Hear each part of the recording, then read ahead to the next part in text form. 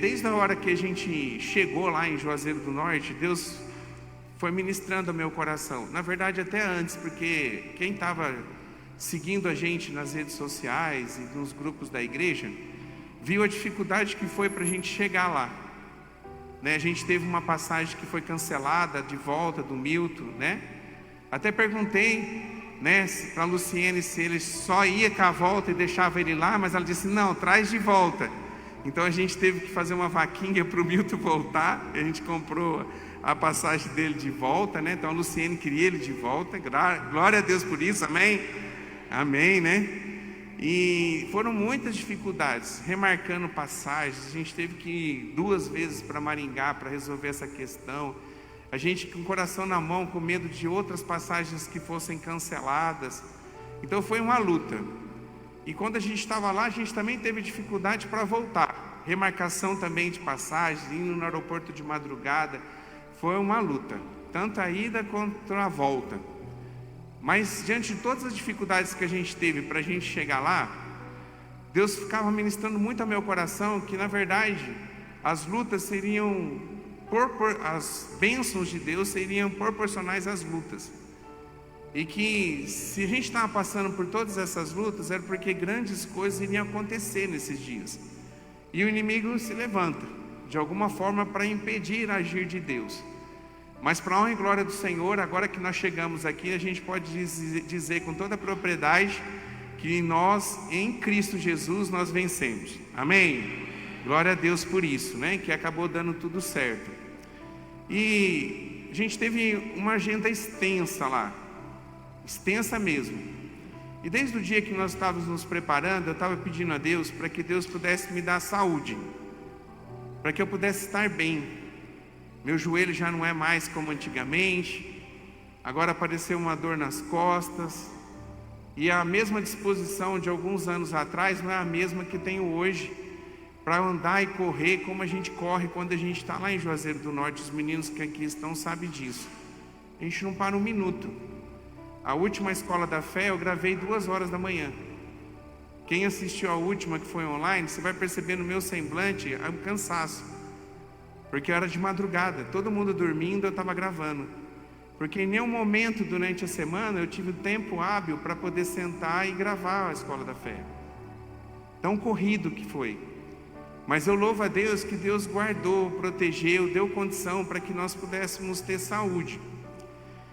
E nas palavras que ali foram ministradas, e foram muitas, aonde eu coloquei a planta dos pés e eu preguei para igrejas diferentes, Deus só falava para mim ministrar uma única palavra. Por mais que eu relutasse com Deus para que pudesse ministrar uma outra ministração, uma outra palavra, Deus dizia, não é essa, que foi a última que foi pregada aqui antes da gente viajar, baseada em Mateus capítulo 24, falando sobre os sinais dos últimos tempos que nós estamos vivendo nos dias de hoje. E essa palavra foi várias vezes repetida. Por mais que eu falasse, Deus, mas será que é essa mesmo? É essa palavra. Claro que de realidade diferente, de forma diferente, mas fundamentado nessa palavra. E essa palavra, está um ecozinho aqui, eu acho que no som, no meu microfone. E essa palavra foi intensa para mim, porque eu repeti ela várias vezes e de forma diferente, Deus ministrando o meu coração.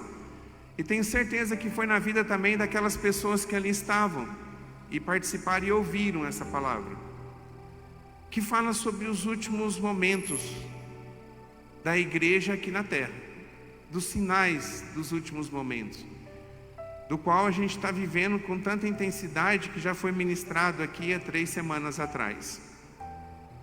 Mas hoje eu queria falar uma palavra que, em nome do Senhor Jesus, pudesse mexer na sua estrutura. Na hora que a gente estava cantando aqui, a gente estava louvando, eu estava me segurando para não chorar, e eu estou segurando para não chorar.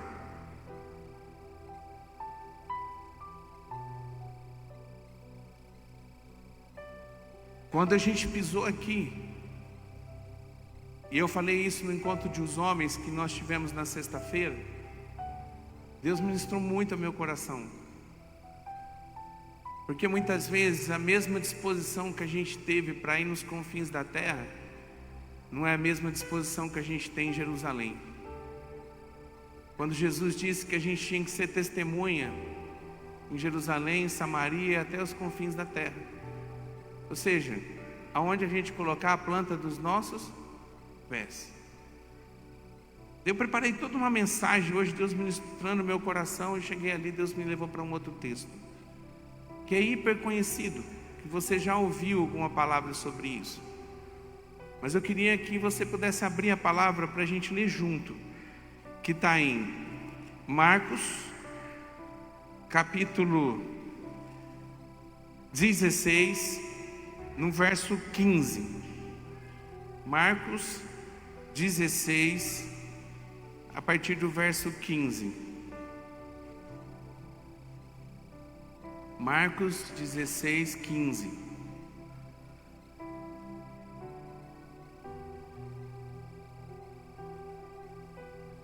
A palavra de Deus diz assim, você que achou: ide por todo o mundo e pregai o evangelho a toda criatura. Quem crer e for batizado será salvo, mas quem não crer será condenado. E esses sinais seguirão aos que crerem, e em meu nome expulsarão demônios, falarão novas línguas, pegarão nas serpentes, e se beberem alguma coisa mortífera, não lhe fará dano algum. E imporão as mãos sobre os enfermos e os curarão. Amém? Todos os evangelhos, quando a gente chega no final deles, tem uma ordenança de Jesus contra o ide. Quanto ao nosso não acomodação diante da verdade que nós recebemos da parte de Deus, que transformou a nossa vida, que mudou a nossa maneira de enxergar o mundo e que nos deu condição da gente poder ter o nosso nome escrito no livro da vida.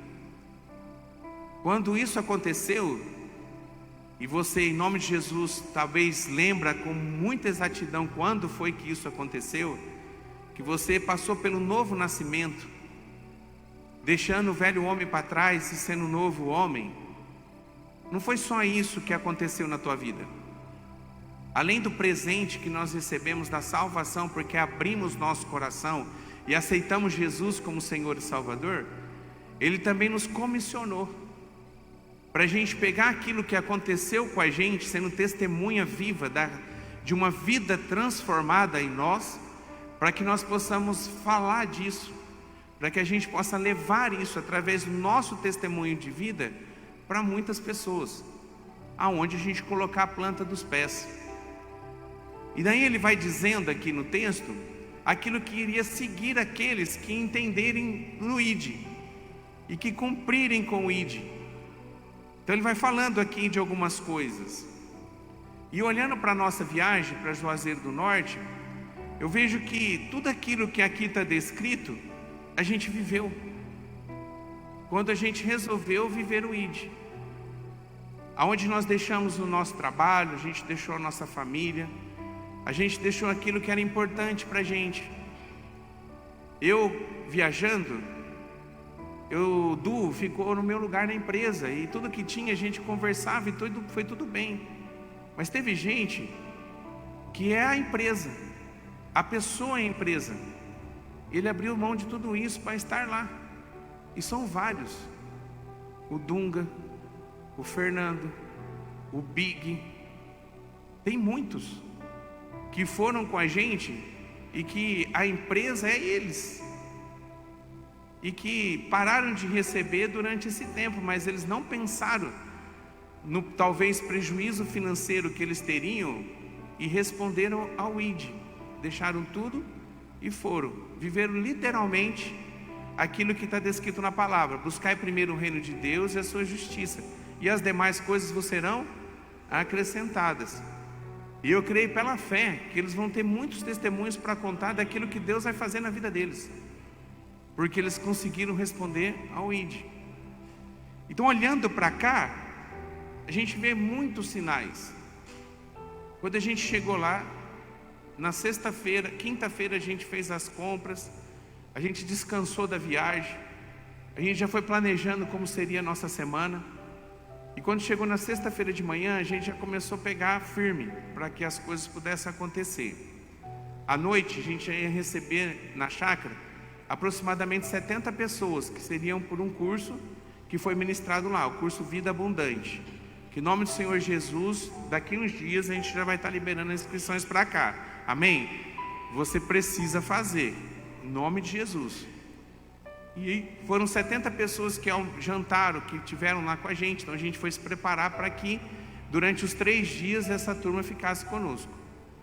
Quando foi, eu creio que foi no primeiro dia, quando eu estava ministrando, e foram 20 horas de ministração, mas no primeiro dia eu recebi uma notícia, que a minha mãe, ela não estava bem. E a enfermeira lá, que é a cunhada do pastor, a Dani, tinha pegado o teste de Covid e dado para minha mãe fazer o exame. E foi testificado, comprovado pelo exame, que ela estava com Covid. Daí, nesse exato momento, olhando para a vida dos meninos, alguns já estavam com sinais de gripe. E que provavelmente já tinham contraído também o Covid. Eu recebi aquela notícia e descansei no Senhor, mas eu orei e tomei posse, e eu clamei ao Senhor. Falei: Deus, que cuida de todo mundo, mas eu queria pedir uma coisa para o Senhor: blinda a minha saúde, em nome de Jesus, blinda a minha saúde. E quando eu orei pedindo isso para Deus, eu tinha certeza que o Senhor tinha ouvido, e eu convivi com eles todo o tempo, e todos tiveram sinais de gripe, e não todos fizeram o exame, mas todos tiveram sinal de gripe. E depois o pastor pegou também, o pastor Alex, a esposa dele, os missionários que conviveram com a gente, andaram com a gente, todos tiveram sinal da gripe, e que provavelmente alguns fizeram o exame, era Covid, outros nem fizeram, para não gastar dinheiro à toa, porque era Covid. E eu convivi, eu andei com o pastor Alex todo o tempo, nem um minuto eu deixei de fazer as coisas que foram propostas, e o Senhor blindou a minha saúde. Para a honra e glória do Senhor, eu não tive Covid. Então, todos tiveram sinais, e o Senhor cuidou para que não fosse grave, e para a honra e glória do Senhor, eu consegui, Deus cuidou de mim para que eu tivesse são. A gente foi não sei se foi no sábado, eu não sei o dia que foi, mas a gente foi num lugar que era numa cidade chamada Barbalha. E quando a gente chegou lá, a gente foi visitar umas crianças. E o nome do lugar, quem cuida, chama Tia Ju. Ela é conhecida como a Tia Ju.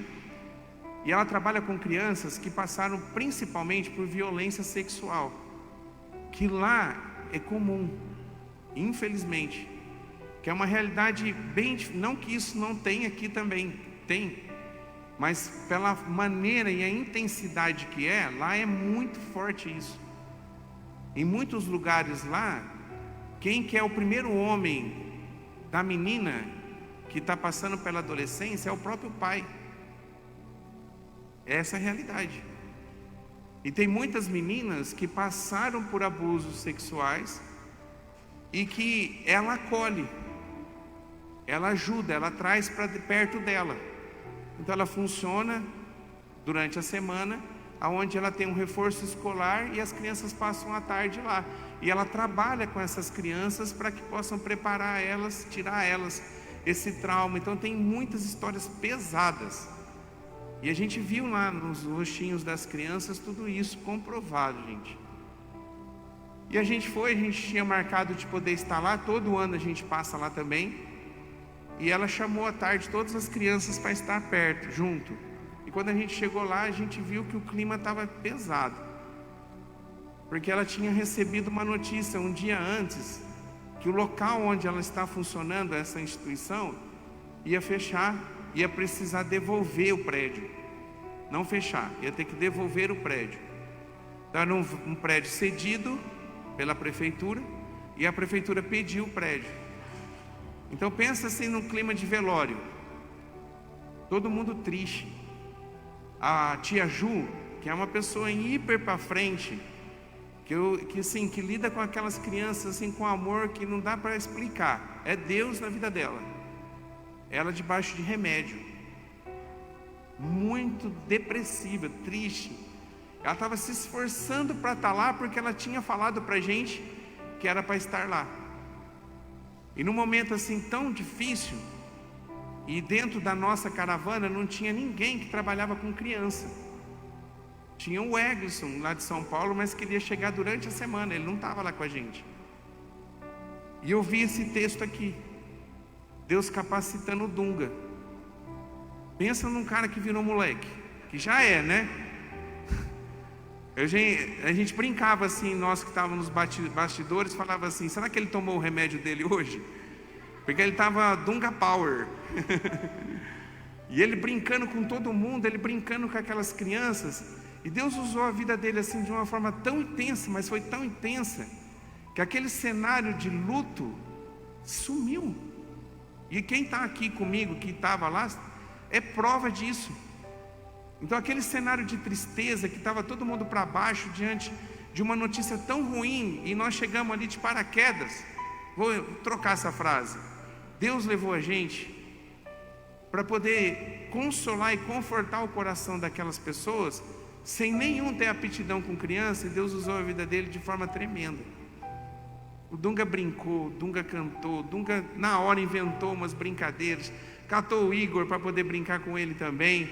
Daí o Antônio já chegou para mim e falou assim, vamos lá no mercadinho comprar uns doces. Eu falei, não dá tempo. Daí o Antônio falou, dá tempo. Daí a gente foi lá, corremos, compramos doces, daí juntou uma turma, foram preparar os docinhos para a gente poder entregar uma sacolinha, um saquinho de doce para cada criança. E todo mundo ali assim, fazendo com que aquele dia pudesse ser um dia especial diante de uma notícia tão triste. E Deus capacitando, para que a gente pudesse ser instrumento de Deus, aonde Deus nos enviou. E nem habilidade e capacidade para isso a gente tinha. Mas Deus fez a obra. Deus fez a obra. Depois, a gente foi para a Serra. E quando a gente chegou na Serra, Serra é uma extensão de Juazeiro do Norte. É como se fosse um bairro. Ele chama de sítio, que é um povoado de gente, que tem vários. Lá em Juazeiro é normal. Você sai um pouquinho do centro da cidade, daí existem várias localidades chamadas de sítio, que é onde mora ali 500 pessoas, 1000 pessoas, 300 pessoas. É um aglomerado de casas, que eles batizam com o nome, mas que faz parte a Juazeiro do Norte, ou alguma cidade próxima. E a gente sempre vai nesse lugar também. É um lugar mais alto, chamado Serra, que é um sítio, onde ali se reúne uma igreja que não tem parede. Até brinquei com o pastor, né? Que não dá para falar que Deus está presente nessas 4 paredes, porque não tem as paredes, só tem uma parede atrás. E a gente chegou para se alimentar neste lugar. Quem foi comigo presenciou esse milagre. A gente chegou para se alimentar e a pastora fez uma panela de como é o nome? Quem foi? Baião de 2. E a gente estava num grupo de pessoas e todo mundo comeu. E sobrou metade, né, Aldo? Mais ou menos metade do baião de 2. E no culto deu umas 70 pessoas, umas 60, 70 pessoas. Deu bastante gente. E a pastora, sempre depois que termina, ela pega umas bolachinhas e pega um chá, um café, um suco. Todas as vezes que eu fui lá, isso aconteceu. E serve para as pessoas que foram para o culto, para gerar comunhão. E ela tomou a decisão de levar o baião de 2. Então ela pegou o baião de 2 e colocou assim na mesa e ficou de costa para as pessoas. E eu estava do lado dela, junto com alguns irmãos, ajudando a soltar os pratinhos. Daí ela olhou para mim e disse assim: pastor, nossa, cometi um erro grave. Eu falei: por quê? Porque não vai dar para todo mundo. Gente, não dava para todo mundo. Porque você olhava a quantidade que tinha, a quantidade de pessoa, nunca que ia servir para todo mundo. Daí ela falou: mas agora já comecei a servir. E ela tremia assim, ó, tô nervosa. Daí eu peguei e falei assim: pastora, é um cenário para um milagre. E eu creio nesse milagre. Serve que Deus vai suprir.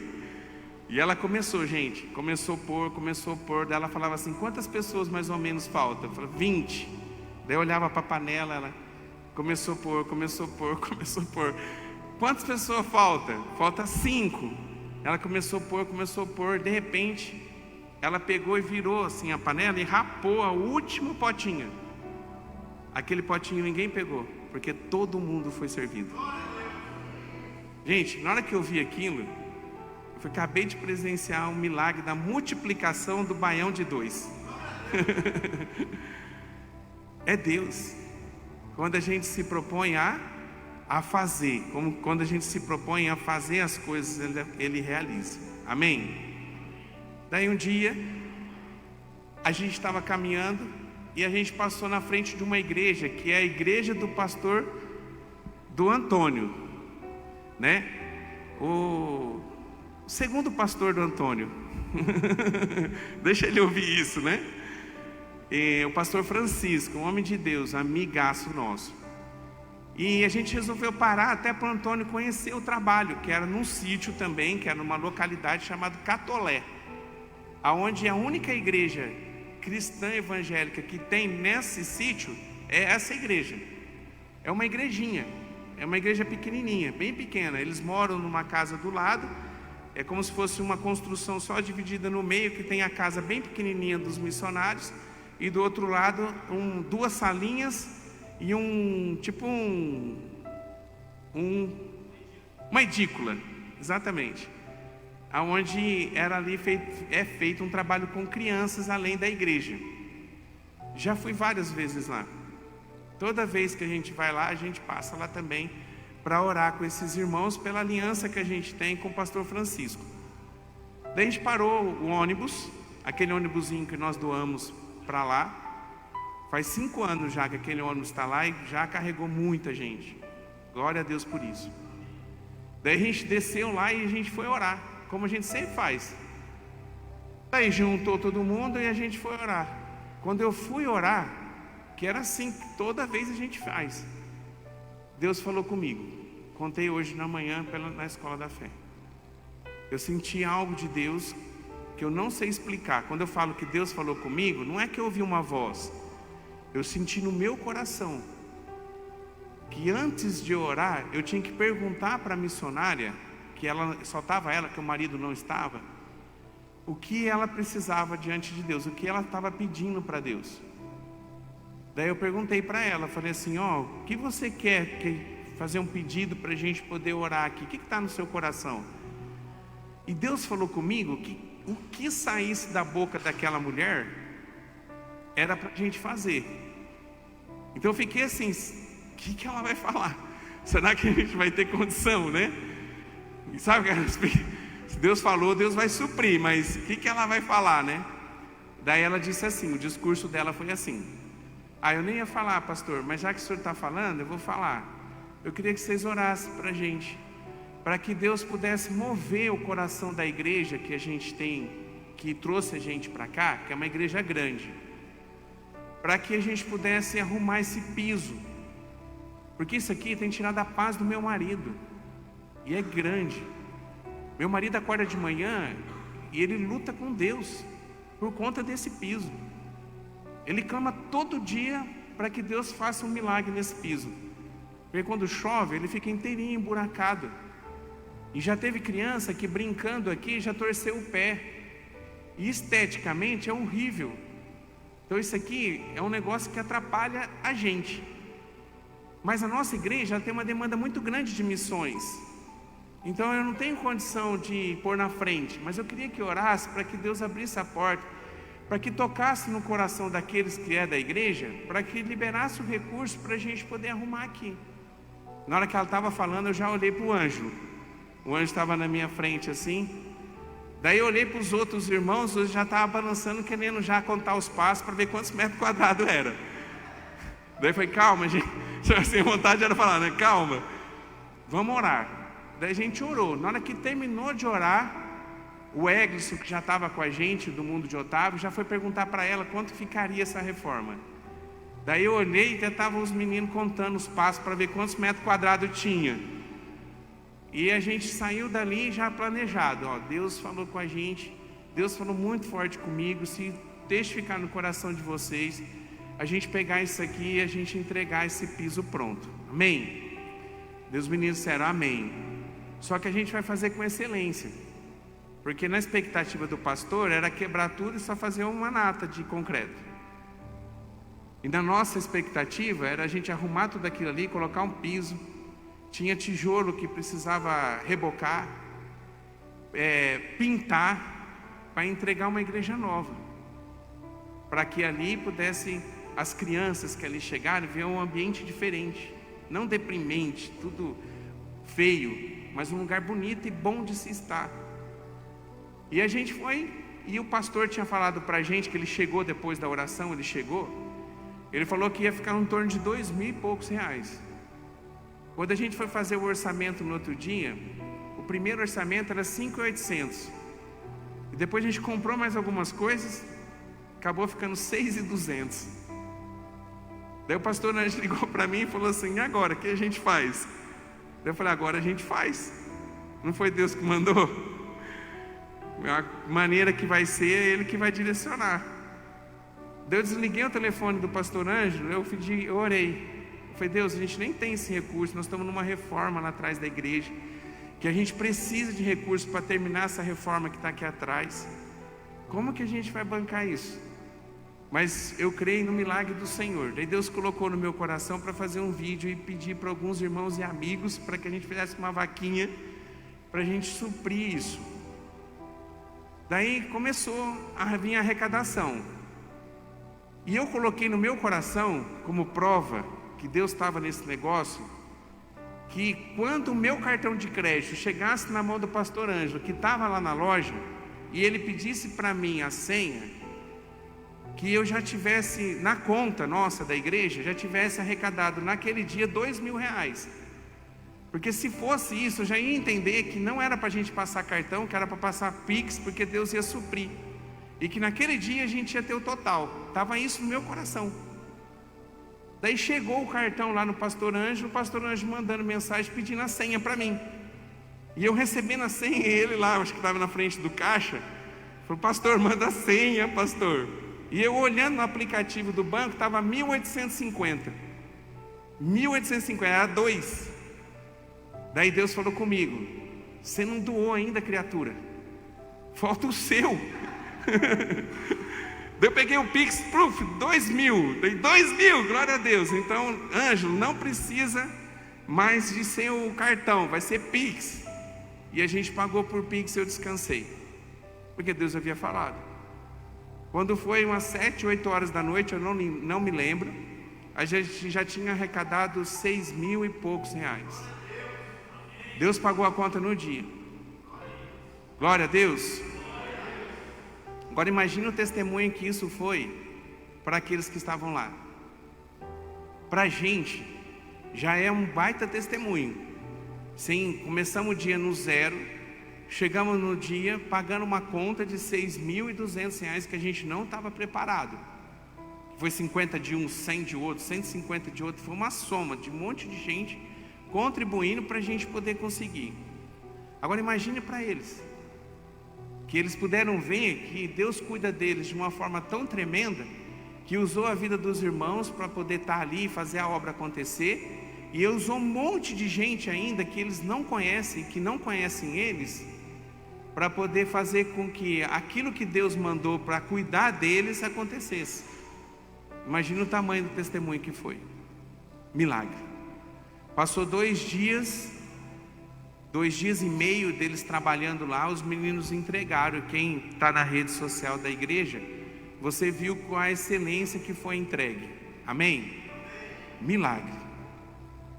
Daí eles foram medir lá, a gente comprou a quantidade de piso e de material, mas era só para fazer a parte da edícula, a parte das salinhas a gente não ia mexer, só pintar, mas ia ficar no piso que estava lá mesmo, que era um cimento. Quando foram fazer a conta, sobrou piso, e o que sobrou é o suficiente para fazer as salinhas e a parte da frente. Então sobrou material, sobrou cimento, sobrou tudo. O pastor não vai gastar um centavo, e ele conseguiu já um irmão que não vai cobrar nada para poder fazer isso para eles. Então foi além daquilo que nós imaginávamos, porque Deus é um Deus que surpreende. Amém? Milagre. Aí outro dia, nós dividimos a equipe e uma turma no último dia foi para Várzea Alegre, que dá mais ou menos uns 80 quilômetros de Juazeiro, mais ou menos, né? E eles foram lá para ter um tempo com os homens e as crianças de um trabalho que a gente ajuda a pagar o aluguel lá, que é do Tiago. Ele tem um personagem, ele veste um palhaço, o nome do palhaço é Vareta. E a gente conheceu já o trabalho dele em outras viagens e a gente ajuda pagando o aluguel dele. A gente se juntou e a gente tem pago o aluguel dele já há 1 ano. E a gente foi lá para que pudesse estar com ele também. Quando chegou lá, eles foram visitar algumas casas. Os meninos foram visitar algumas casas. Daí eles chegaram numa casa que uma mulher pediu para eles entrarem. E nessa casa tinha uma menina que há alguns dias ela estava deitada na cama, sem se alimentar, deprimida, e não querendo falar e ver ninguém. E essa menina, mal. Os meninos me contaram que chegaram lá para poder orar com ela, ela nem levantou a cabeça. Ela ficou protegendo a cabeça e nem levantou a cabeça. E eles foram, oraram e pediram a Deus para que o milagre pudesse acontecer, crendo. A família, descrente, tipo assim, já fizemos de tudo para que ela pudesse levantar e ela não levanta. E ela está nessa situação. E na hora que eles terminaram de orar, eles convidaram ela para que pudesse estar no culto à noite, que ia ser no lugar lá, foi aonde a gente paga o aluguel, né? Que é onde funciona a igreja.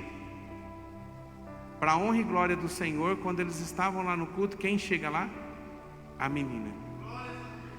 Com um sorriso no rosto, brincando com todo mundo, e que de forma alguma parecia aquela menina que eles haviam visitar, e que os pais já estavam desesperados, que há dias estava deitada numa cama deprimida. Talvez passando na cabeça dessa criança, diante do tempo que ela estava nessa situação, até mesmo tirar a vida dela. E de repente Deus age com milagres, usando a vida de cada um em uma oração, para que ela pudesse ser curada e ela pudesse estar à noite participando de tudo aquilo ali. Milagre. E se eu for continuar aqui, a lista é grande, gente. No curso, teve uma mulher que há muitos anos, cristã, que ela passava uma luta muito grande pela falta de perdão. Ela passou por um abuso, e fazia 20 anos que ela não conseguia perdoar, e todos os dias ela tinha vontade de tirar a vida da pessoa que abusou dela. E ela não conseguia, apesar dela ser cristã, dela aceitar Jesus como Senhor e Salvador, ela não conseguia romper. E é uma pessoa que era próxima da gente no nosso dia a dia, que eu já tinha visto também várias vezes quando eu fui para lá. E nesse dia Deus separou para que ela pudesse ser ministrada sobre perdão, e ela decidiu perdoar. No processo de perdão dela, vocês não têm ideia de como Deus agiu. Foi assim, algo que não dá para contar. Deus fez um milagre gigantesco na vida daquela mulher, e ela chorou na presença de Deus de forma tão intensa, e colocou tudo aquilo para fora, que pessoas que estavam perto dela nem sabiam que ela vivia esse cenário e essa dificuldade. E Deus libertou ela através do perdão, e libertou ela da mágoa. Foram situações assim que a gente não tem como a gente descrever. E se eu der aqui e abrir o microfone para os meninos falarem, eu tenho certeza que eles têm outros testemunhos para contar, e que não são poucos, que são grandes, de tudo aquilo que a gente viveu. Eu estou falando de tudo isso porque tudo aconteceu porque a gente respondeu a esse texto, unicamente porque nós respondemos a esse texto, ao ID, onde a gente creu, e o Jesus que nos transformou, nos comissionou para que nós estivéssemos lá. Só que quando a gente pisou aqui, Deus ministrou muito forte no meu coração, sabe por quê? Porque todas essas experiências que nós vivemos lá, e toda vez que a gente chega de lá, a gente tem muitas experiências para contar, é as experiências que Deus quer que nós tenhamos aqui em Jerusalém. Qual a diferença? E eu falei para os meninos no dia do encontro dos homens, aquela garra, aquela determinação, dormindo poucas horas durante a noite. A mesma coisa foi, a gente se dividiu, mas a mesma coisa foi a equipe que estava com o pastor Ângelo. Dormiram pouco, já dormia tarde, acordava de madrugada, já saía, indo para um jogo de bola, acordando 5 horas da manhã. E que nada impedia, nada era motivo assim, nós estamos desmotivados, nós estamos cansados, nada, respira e vai. Era assim. E Deus fez coisas gigantescas, porque nós respondemos o ID, simplesmente. Porque tudo aquilo que eu contei aqui, não tem nada de humano, é tudo sobrenatural, que Deus permitiu que acontecesse através da nossa vida, porque nós colocamos à disposição, dizendo para Ele assim: eis-me aqui, Senhor, envia-me a mim. Mas por que precisa de uma viagem para isso acontecer? Por que a gente não pode ter essa mesma garra, essa mesma determinação e essa mesma vontade de fazer quando a gente está na nossa Jerusalém? Porque quando o texto diz, em Atos capítulo 1, verso 8, ele diz de 3 localidades, dizendo, é onde você estiver, que é Jerusalém, o lugar onde você mora, é a Samaria, uma distância um pouquinho maior, e é também os confins da terra, num lugar talvez que a gente teria muita dificuldade para estar. Mas por que a gente só se movimenta nos confins da terra, quando na verdade Deus está nos comissionando para também a gente ser ativos e fazer a obra em Jerusalém? Nós saímos lá de casa em casa, batendo porta. Eu caminhei em lugar, em estado de chão, no sol de rachar, com o joelho que Deus deu misericórdia para que não doesse. E nós andamos tanto, que o menino de lá que estava junto comigo, ele brincou, falou assim: sabe qual que é a nossa equipe, pastor, o nome? Eu falei: qual? Ele falou: Confins da Terra. Porque tanto que a gente andou. O duro não foi ir, o duro é depois pensar que você tem que voltar, né? E a gente batendo nas portas, falando de Jesus para as pessoas, perguntando para as pessoas se elas tinham algum motivo de oração, entrando dentro das casas, estendendo a mão, orando, profetizando a bênção do Senhor.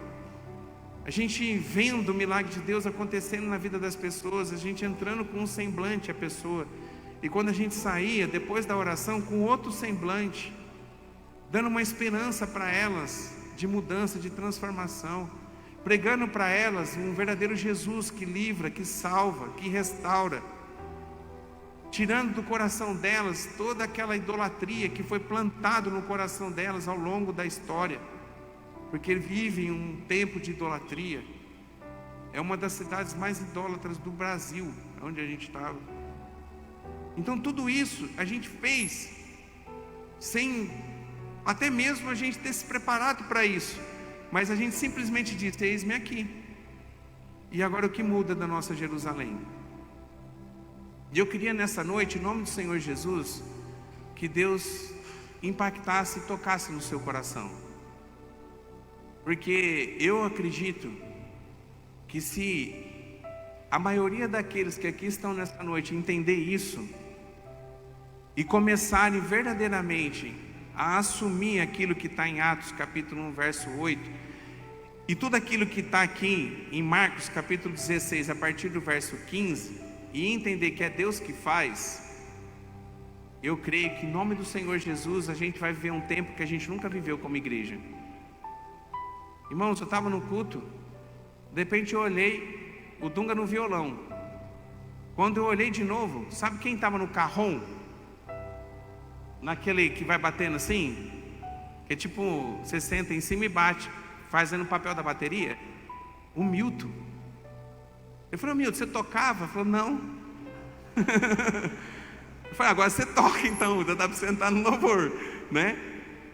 Então, à disposição do Milton, nós fomos no colégio para falar com algumas pessoas, e na hora lá a gente separou, ó, quem vai ministrar vai ser o Igor e vai ser o Big, que vai ministrar. E eu acho que o Dunga começou.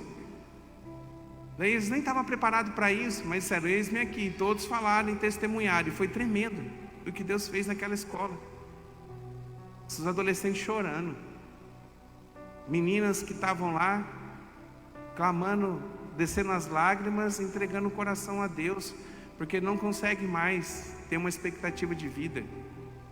Uma menina que está no 7º ano, não errei não, tá gente?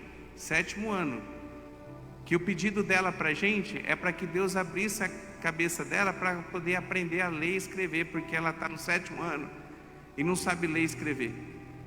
7º ano. Então olha como que Deus fez.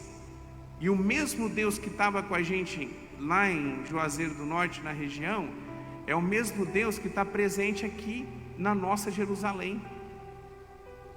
E em nome do Senhor Jesus, a gente precisa viver isso. Em nome de Jesus, a gente precisa dizer para Deus nessa noite, eis-me aqui, envia-me a mim. Lembra quando Isaías ele foi chamado? Ele estava triste porque tinha morrido o rei. Daí vem Deus, dá uma palavra para ele, e na palavra Deus diz, quem enviarei?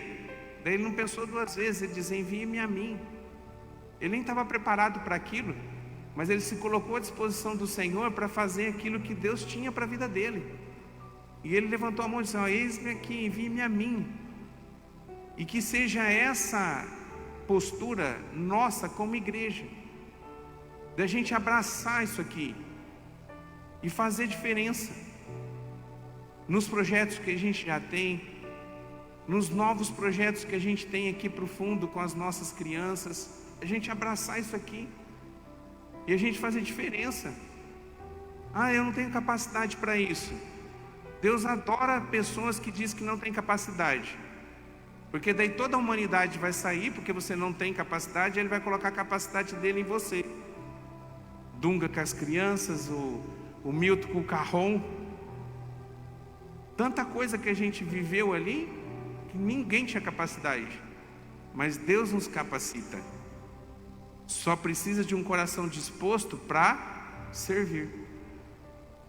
E você é um coração.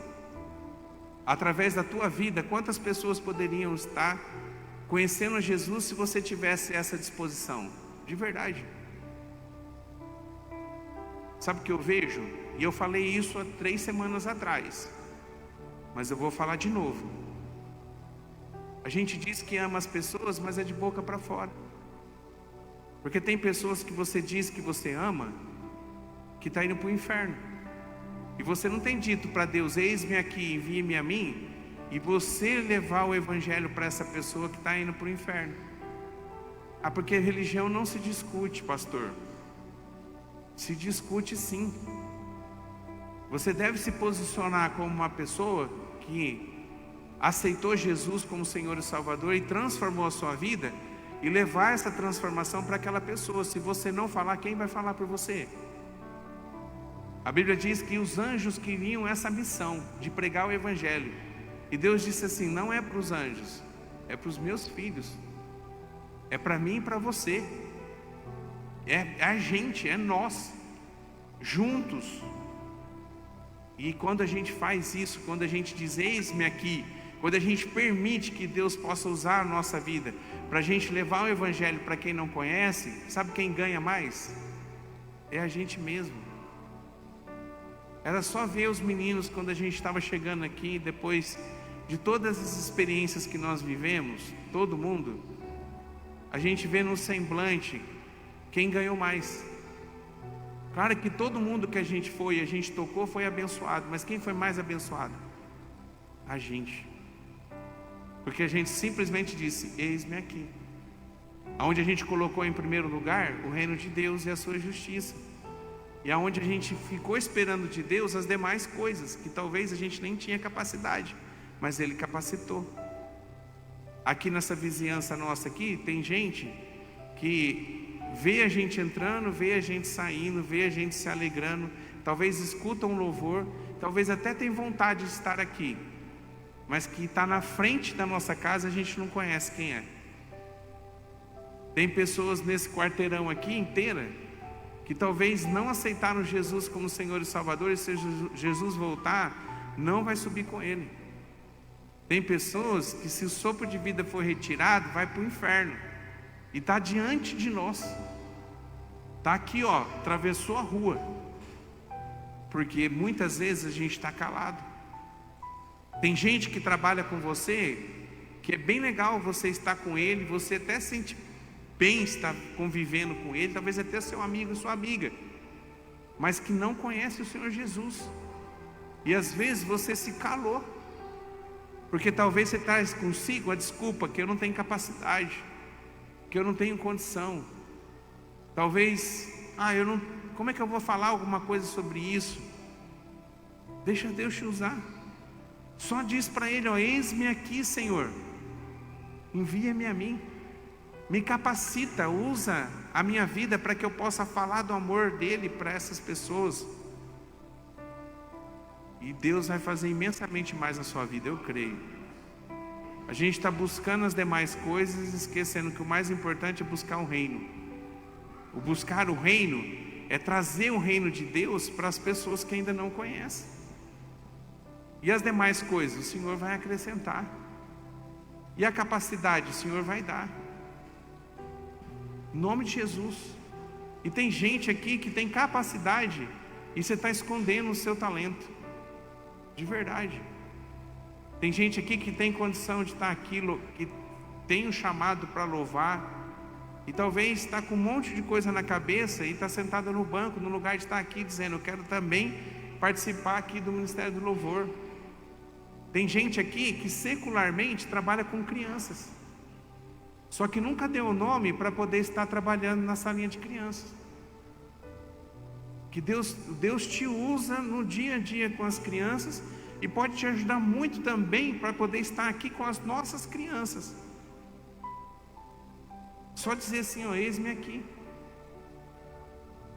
Tenho muita coisa, tem muitos talentos enterrados, que a gente precisa desenterrar, em nome de Jesus, para que muitas pessoas conheçam o Senhor Jesus como Senhor e Salvador, para que a gente possa fazer o mínimo que Deus mandou que a gente fizesse, aquilo que Jesus disse nos últimos momentos dele sobre a terra, dando propriedade para a gente poder viver o sobrenatural dele. Mas depende de quem? Depende de quem? De nós, de corações dispostos. E eu estou falando tudo isso porque eu não vou me calar, amém? Eu não vou, porque eu não quero de novo descer de um avião e entrar num carro e vir para cá pensando nisso. Por que a gente fez tanto lá e a gente está esquecendo de fazer aqui em Jerusalém? Qual que é a diferença? Então, em nome do Senhor Jesus, que Deus possa colocar no seu coração isso, e que você possa responder ao ID do Senhor. Eu tive uma ideia, pastor, compartilha, porque talvez Deus está falando com você de algo que pode ser feito e que possa fazer toda a diferença. A gente estava no encontro dos homens, tinha um menino que ele é de uma outra igreja em outra cidade, e ele falou para mim assim, ele me chamou no reservado, ele falou assim para mim, pastor, eu queria que o senhor me ajudasse, porque eu estou sozinho na algo que Deus colocou no meu coração, mas eu não tenho ninguém para fazer, e eu estou tentando falar para alguém fazer, mas eu não tenho esse retorno, como é que eu faço? Eu falei, tá fácil, você faz, porque se Deus está falando com você, quem tem que fazer? Você. Mas sou sozinho, no primeiro momento você é sozinho, daqui a pouco Deus vai colocar pessoas para poder te ajudar a fazer a obra que o Senhor colocou no seu coração, e é assim que funciona. A gente está aqui por conta disso. Quando a gente começou muitos anos atrás o projeto aqui, o projeto não era para mim, Deus tinha falado no meu coração, e eu passei para o pastor de jovem da igreja, e eu era pastor de criança. Como é que eu vou sair na rua falando sobre drogadição com o meu ministério que era só criança? Eu entendi que Deus estava querendo falar que era para os jovens assumir. E eu falei tudo que Deus tinha falado comigo. E o pastor de jovem na época disse assim: eu apoio, mas não é para mim. Eu cheguei para o meu pastor e disse assim: e agora? Ele falou assim: agora, se Deus falou com você, quem que é para estar na frente? Você. Só ir para frente. E hoje nós estamos aqui. Deus, Ele capacita a gente. Amém? Não sei o que passa na sua cabeça diante de uma palavra assim. Mas essa palavra da gente estender a mão para o próximo e a gente servir ao próximo, levando Jesus como única solução de vida para essas pessoas, diante do momento que nós estamos vivendo, que o Senhor Jesus está às portas, não é para um ou para outro, é para todos. Você tem que ganhar a sua família para Jesus. Você tem que ganhar as pessoas que trabalham com você para Jesus. Você tem que ganhar os seus amigos para Jesus. Você tem que fazer aquilo que o Senhor tem chamado, em nome de Jesus. Amém? Eu tinha separado aqui para falar sobre um chamado de um homem, chamado Moisés. Nem vou ler o texto, porque você conhece a história. Moisés tem toda uma história que mostrava que Deus tinha algo para ele. Ele conseguiu fugir da morte quando tinha 2 anos de idade. A mãe coloca ele num bercinho e ele vai, desce o rio e chega onde a princesa estava se banhando. Chega aquele neném e ela cata para si e cuida como se fosse o seu filho. Deus levanta uma mulher para ajudar ela na criação do filho. E quem é escolhida é a sua própria mãe, a mãe de Moisés. Não é coincidência, é Deus no controle. E ele vai crescendo como um príncipe. Era como se ele fosse uma das pessoas que estavam ali sujeitas a ser um novo faraó. Ele estava na sucessão para ser o novo faraó, porque ele era como se fosse da família real.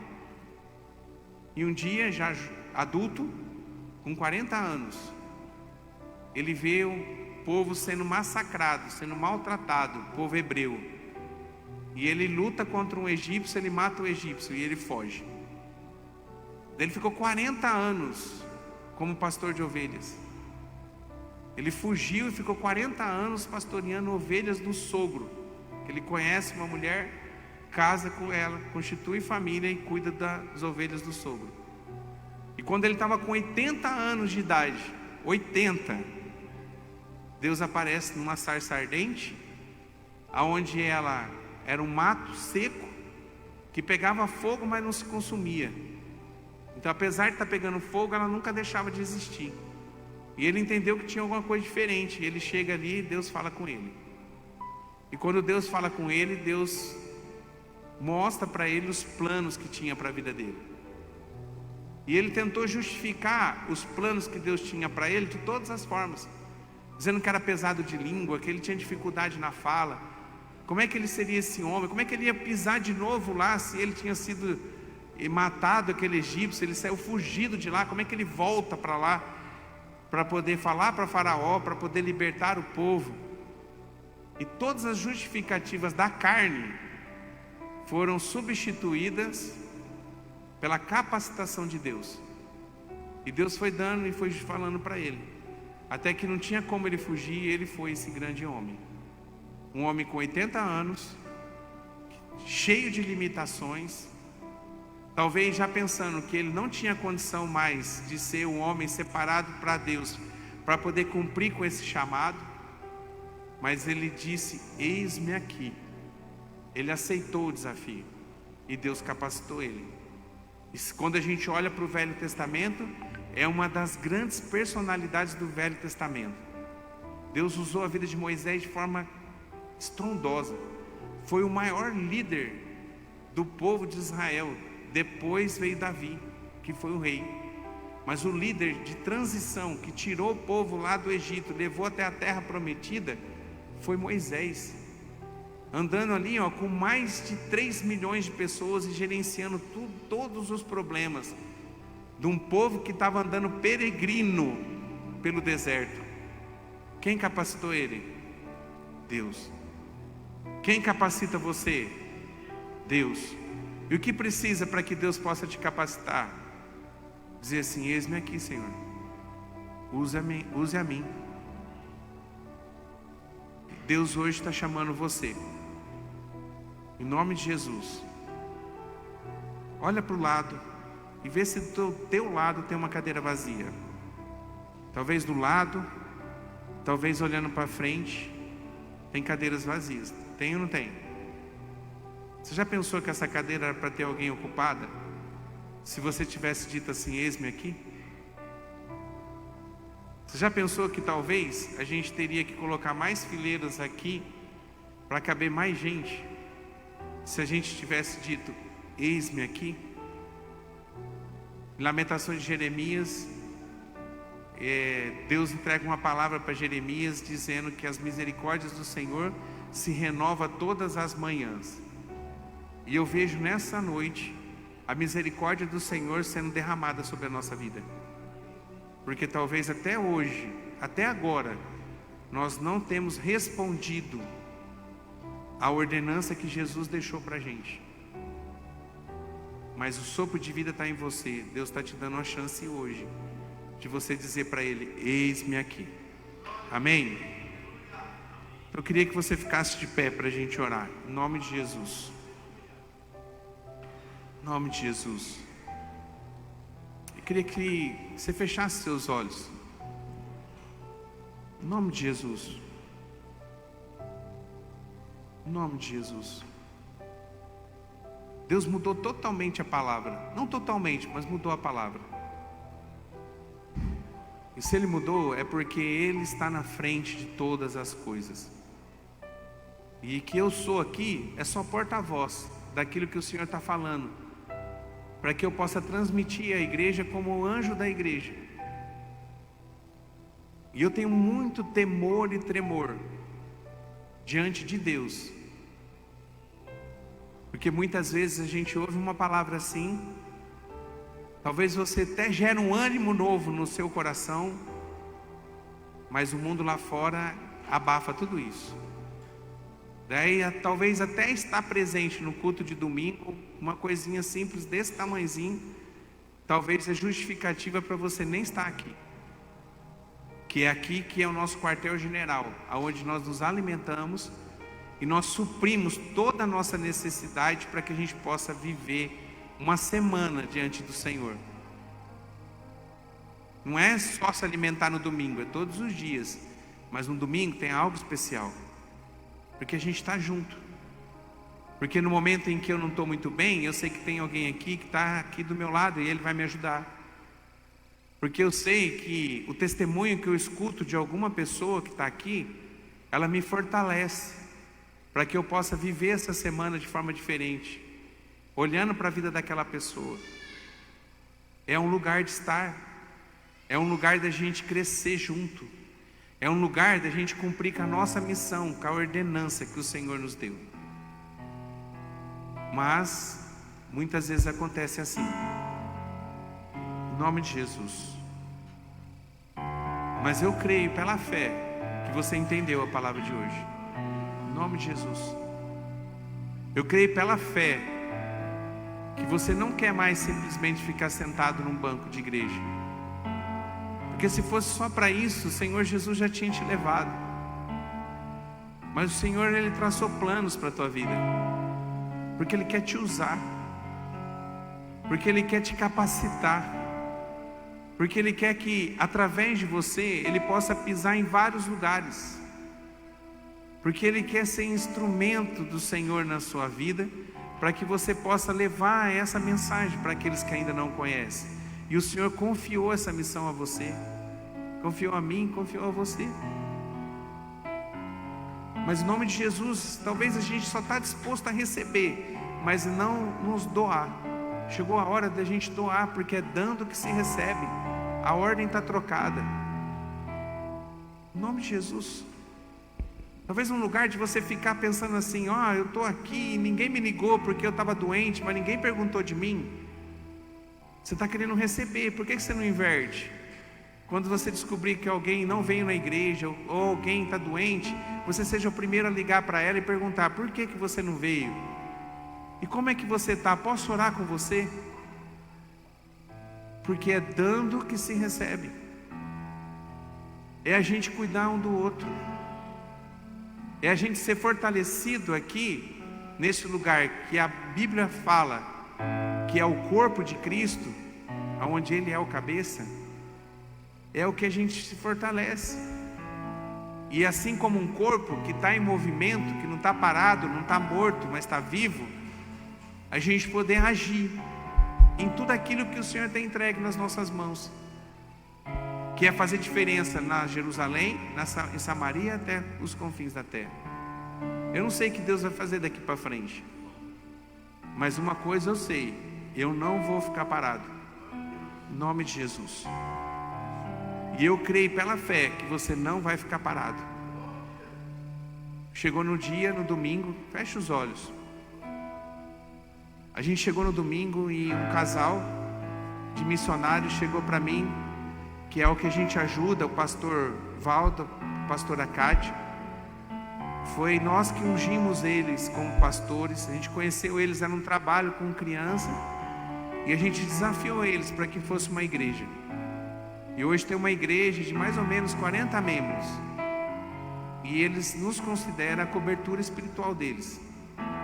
Só que nós deixamos para o último dia poder estar lá em Crato, uma parte da equipe ainda.